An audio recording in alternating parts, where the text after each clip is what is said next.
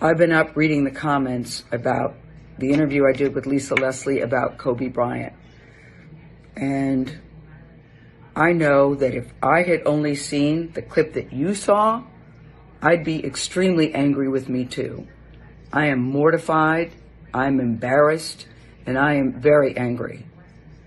Unbeknownst to me, my network put up a clip from a very wide-ranging interview, totally taken out of context, and when you see it that way, it's very jarring. It's jarring to me. I didn't even know anything about it. I started getting calls. What the hell are you doing? Why did you say this? What is happening? I did not know what people are talking about. So I've been told, or I've been advised, to say nothing. Just let it go. People will drag you. People will troll you. It'll be over in a couple of days. But that's not good enough for me, because I really want people to understand what happened here and how I'm feeling about it. I reached out to Lisa because I know that she's a longtime friend of Kobe's, to talk about his legacy and their friendship.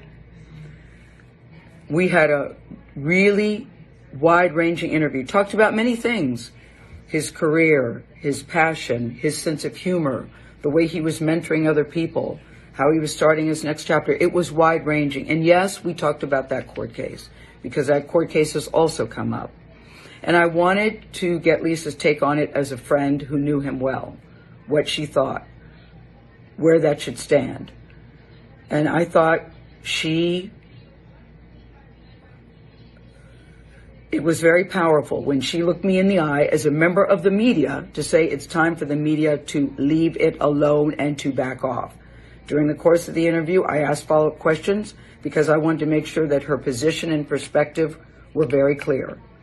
And at the end, when she said it's time to leave it alone, as I said, I thought that was powerful. And I insisted that that part be in the interview, because I thought that it put a nice button on that part of the conversation. When the interview aired, we got a great reaction to it.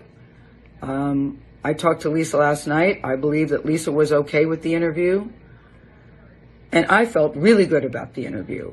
Really good about the interview. So for the network to take the most salacious part, when taken out of context, and put it up online for people who didn't see the whole interview, is very upsetting to me, and that's something I'm going to have to deal with them. And there will be a very intense discussion about that. I also want to say this. I have been with Kobe Bryant on many social occasions. He was very kind and very warm to me, and I felt that we had a friendly relationship. I, too, am mourning his loss, just like everybody else. I still am shocked by it.